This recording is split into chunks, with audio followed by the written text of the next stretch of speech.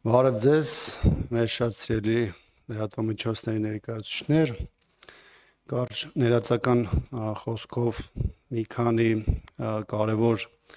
թեմաների մասին կխոսեմ, հետո սիրով կպատասխանեմ ձեր հարցերին։ Մեր երկրում հատկապես վերջին 1-2 շաբաթվա ընթացքում տեղի ունեցող այս իրադարձությունների ֆոնին ուզում եմ մի քանի կարևոր հիշեցումներ անել, որովհետև հատկապես այս վերջին անցնող խորհրդարանական նիստերի համատեքստում ավելի շատ քննարկվում է ռազմորկաներ, քֆուրներ, այլանդակ պահվածքներ, ամեն ինչ բացի նրանից, ինչ որ այս պահին սպառնում է Հայաստանին կամ այն ամենը, ինչը կախված է այսօր Հայաստանի Հանրապետության գլխին։ 3 կարևոր ուղղություն, առաջինը բանակցային գործընթաց։ Ուր ենք հասել բանակցային գործընթացում։ Ով է առասարակ քննարկում կամ հիշում, թե որտ կետին ենք հասել, որովհետև դրանից է կախված, թե ինչ է սպառնում Հայաստանին եւ ինչ է առաջիկայում սպասվում առասարակ Հայաստանի Հանրապետությանը։ Հանրության հայտարարվեց, որ բանակցությունները Ադրբեջանի հետ ավարտվել են։ Փաստաթուղթը, որը բաղկացած է 17 կետից, չի հրապարակվում, թաքցվում է հասարակությունից եւ այն պարզ հարցի պատասխանը, թե ինչու չի ստորագրում փաստաթուղթերը, մի կողմ դնենք այն բազմաթիվ խնդիրները, որոնք առկա են ողջ բանակցային գործընթացում, մեր հանրությունը այդ հարցի պատասխանը չի ստանում։ Երկրորդ կետը սահմանազատման, սահմանագծման գործընթաց։ Մի քանի ամիս առաջ համատեղ հայտարարություն տարածվեց Հայաստանի եւ Ադրբեջանի մասնակցությամբ, որտեղ ըստ էության հայտարարվեց այն ուղղությունը եւ այն հիմքերը, որի հիման վրա պետք է հյուսիսից Հայաստան, Ադրբեջան, Վրաստան սահմանից սկսել սահմանազատման գործընթացը։ Հաշվի առնելով, որ դրա մի կտորը իրականացվել էր Գիրանցի, Բաղանիսի եւ Ոսկեպարի հատվածում, հիմա հարցեր են, չէ՞, առաջանում, ինչ խնդիր է առաջացել եւ ինչ է թաքցնում իշխանությունը, որ սահմանազատման գործընթացի հետ կապված համատեղ հայտարարությունից հետո որևէ process գոյություն չունի։ Եվ երրորդ կետը, որ անմիջապես կախված է այս երկու նախորդիվ ասված կետերի հետ, դա վերաբերում է առաջնագծում առկա իրավիճակին։ Մեկ ամսից ավելի է, դուք հաճախ նաև լուսաբանում եք այդ թեման, որ սահմանագծի մի քանի ուղղություններով հրադադար ռեժիմի խախտումներ են արձանագրվում։ Չնայած այն հանգամանքի, որ իշխանությունը առաջին 1 շաբաթվա ընթացքում փորձում էր քողարկել այդ հանգամանքը, հետագայում ըստ սահմանամերձ հատվածներում ապրող մեր հայրենակիցների ճնշումներ էր գործադրվում ՏԻՄ, ուժային կառույցների մակարդակով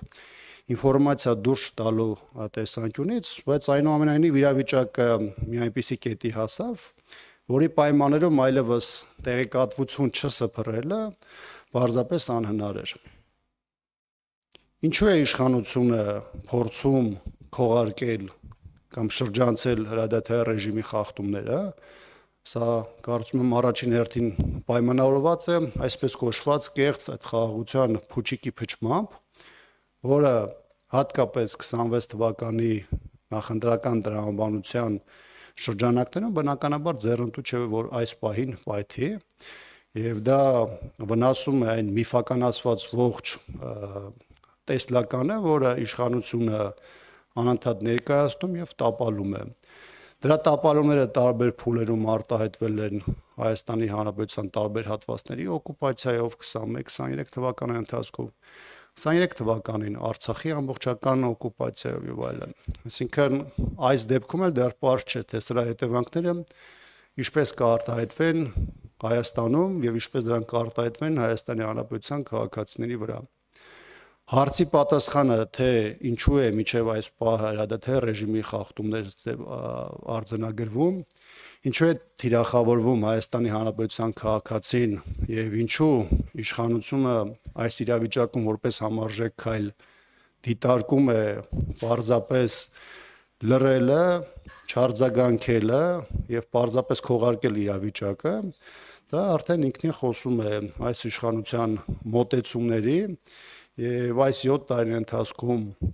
իրականացած այն քաղաքականության հետ, որի վնասներն ու ձախողումները անմիջապես արտահայտվել են մեր քաղաքացիների մաշկի վրա։ Շնորհակալություն։ Անցնենք հարցերին, խնդրեմ ներկայացեք։ Սիվիկեյեմ, Ներողություն, հետո հայ վերջում թող հարցը տան, հետո դուք Տրիբունայում Ալինա Սիմոնյան, Պարոն Աբրահամյան, հարցը այսպեսին է, մի քիչ առաջ ճեպազրույցներում եկել Պաշտպանության հանձնաժողովին ձեր հենց անձին վերաբերյալ Անդրանիկ Քոչարյանը նշում էր, որ անդադ խոսում եք, այսօր էլ խոսեցիք 3 ետեից, որոնք անվտանգությունն են, պաշտպանություններ, բայց Անդրանիկ Քոչարյանը օրինակ նշում էր, որ 3 քննարկում էր հարց, որը վերաբերում էր երկրի անվտանգությանը, ռազմաարդյունաբերությանը, որի մասին հենց ձերանունն էր նշում, որ պարբերաբար խոսում եք բազմիցս, բայց նիստերին օրինակ չեք գալիս, ասում էր պատճառը որն է, օրինակ այսօր էլ նշեցին, որ ձեր գործընկերների պահվածքն է ու իրենց ասելով անհետացել եք, կա այդպիսի բան թե չէ։ Կներեք, կարծում դուք ինքներդ տեղյակ եք, որ մենք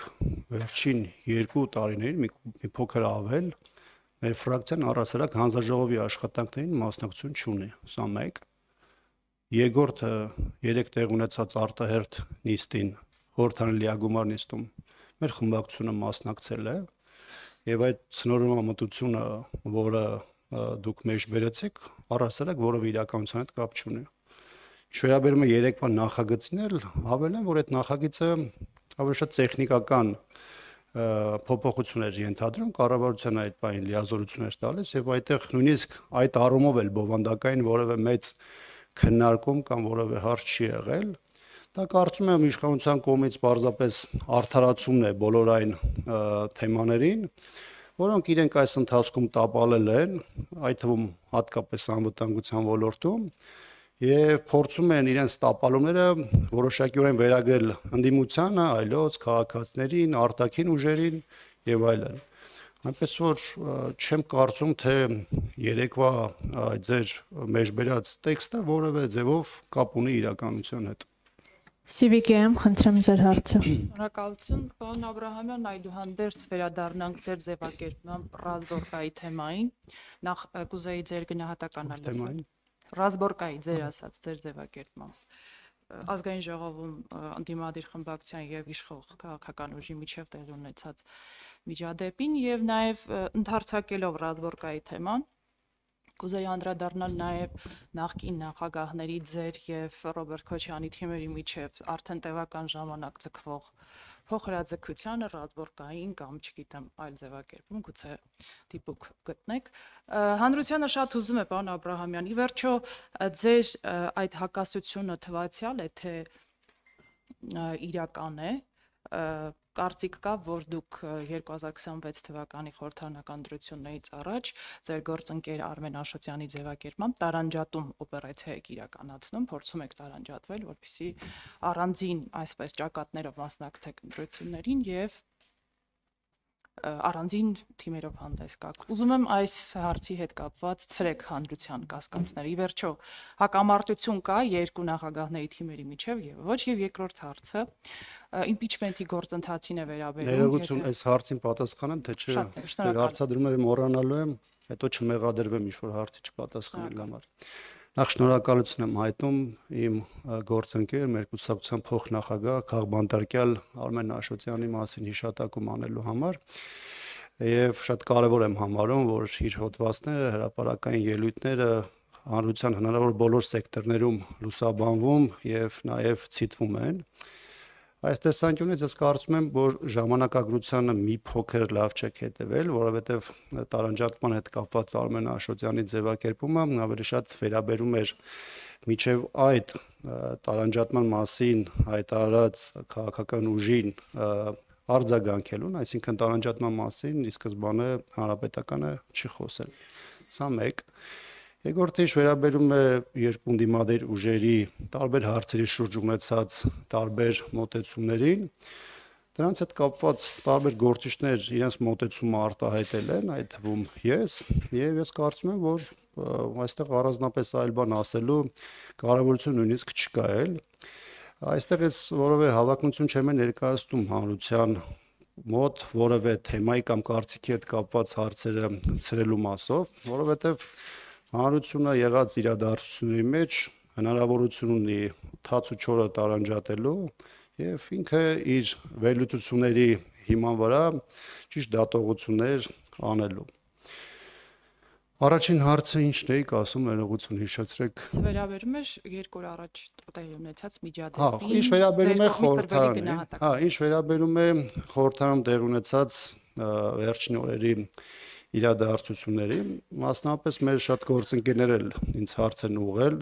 թե դուք դրան ինչպես եք վերաբերում առասարակ խորհրդարանական աշխատանքում, գործունեությունում, երբ որ նման դեպք է արձանագրում, այստեղ իմ պատասխանը շատ հստակ է։ Ես ինչպես պատկերացնում եմ քաղաքական գործի վարքը եւ գործունեության դրսեւորումը, դա արտահայտում եմ ամենօրյա աշխատանքով եւ խնդրում եմ ձեր հարցի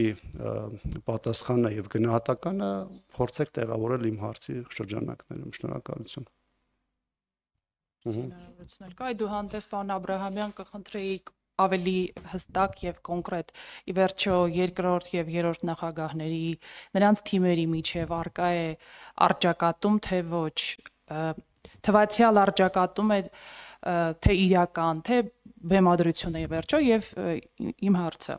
իմպիչմենտի գործընթացին է վերաբերում Պարոն Աբրահամյան, ինչ եղավ այդ գործընթացը, կարծեք ազգային ժողովի շքամուտքից ներս չի փոխադրվում, ի վերջո եկաք վարչապետի թեկնածու առաջադրելու հարցի շուրջ համաձայնության, ինչն է ձեզ կաշկանդում, որպեսզի ձեր շարքերից արժանավոր, վաստակավոր հանրապետական կուսակցության անդամ որևէ թեկնածուի առաջադրեք, օրինակ Պարոն Դավիթ Հարությունյանին, օրինակ պարոն Սամվել Նիկոյանին, օրինակ ձեզ, օրինակ պարոն Մամիջանյանին։ Ինչ որ հարցում, ինչ որ հանգամանք կա, որը կաշկանդում է ձեզ։ Շնորհակալ։ Իհարկե շատ շնորհակալ եմ, որ ձեր պատկերացումներում ես կարող եմ որպես վարչապետի թեկնածու դիտվել։ Դա շատ կարևոր պատասխանատվություն է, հատկապես երբ որ հանրությունն է խոսում դրա մասին եւ խոսում է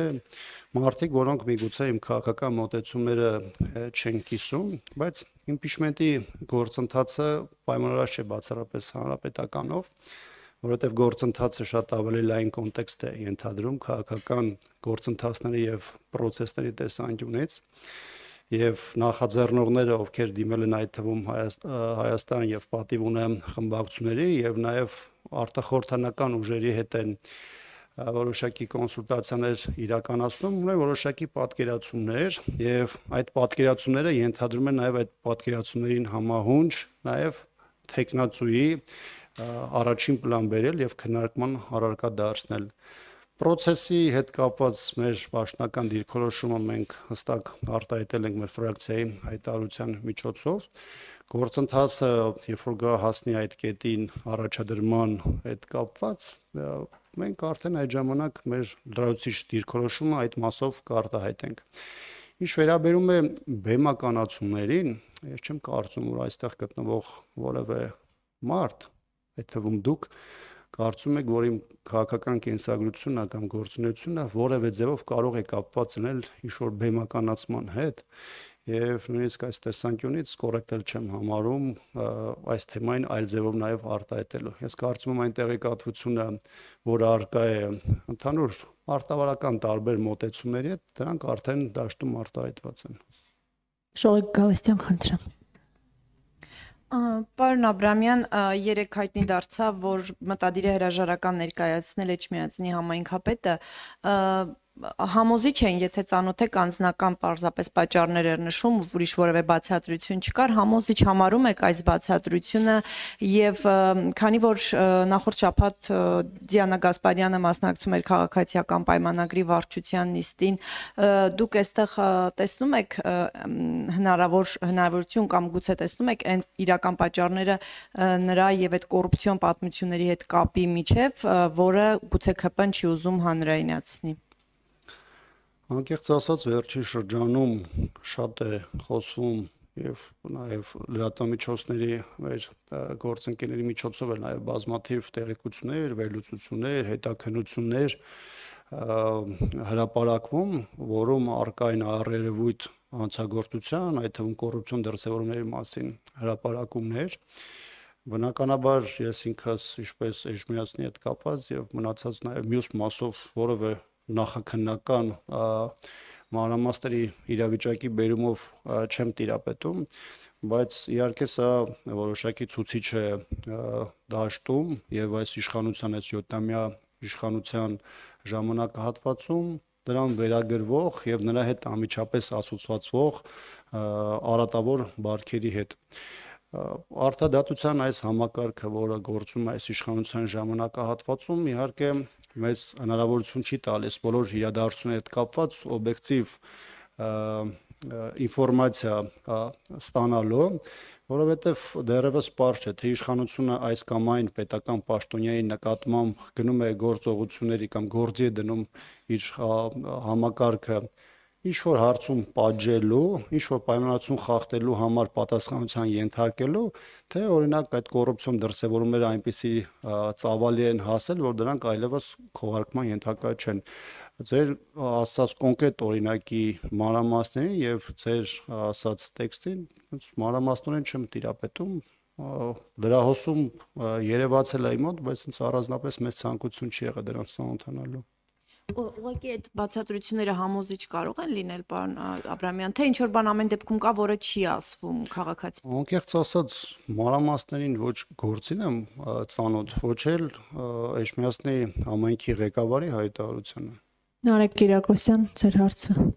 Շնորհակալություն, պարոն Աբրամյան, կան տեղեկություններ նաև մամուլում, որ վերջերս Ադրբեջանի եւ Ռուսաստանի միջև նոր զենքի գործարք է եղել, ընդ որում Մոսկվան Բաքվին է վաճառել ըստ այդ գործարքի հարձակողական տեսակի զենքեր։ Դուք այս մասին տեղեկություններ արդյոք ունեք թե ոչ եւ սա ինչ է նշանակում, երբ որ Ռուսաստանը օրինակ Հայաստանից գումարը վերցնում է, բայց զենքերը չի մատակարարում արդեն մի քանի տարի, բայց Ադրբեջանի հետ զենքի նոր պայմանագիր է կնքում։ Այդ թեմայի հետ կապված որևէ մանրամասներ չունեմ, ճիշտն ասած թեման առաջին անգամ ձեզանից եմ լսում ու ուղղակի պատկերացում չունեմ, թե ինչ զինատեսակների մասին է խոսքը, բայց օգտվելով նաև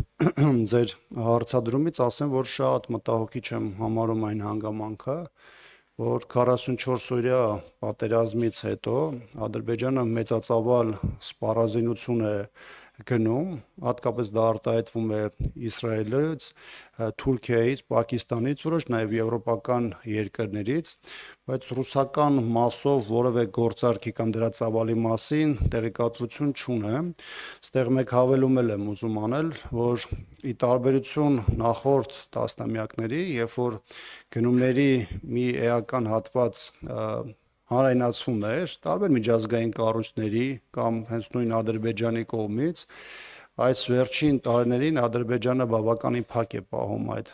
տեղեկատվությունը եւ միայն կանխատեսելիության որոշակի դաշտում է մնում հասկանալ, թե կոնկրետ որ երկրներից ինչ սպառազինություն է գնում, որովհետեւ դա շատ կարեւոր է ռազմաքաղաքական իրադրությունը գնահատելու եւ համապատասխան սպառանիկների ճիշտ արձագանքելու համար, ինչը այս պահին պարզապես մենք չունենք։ Շնորհակալություն։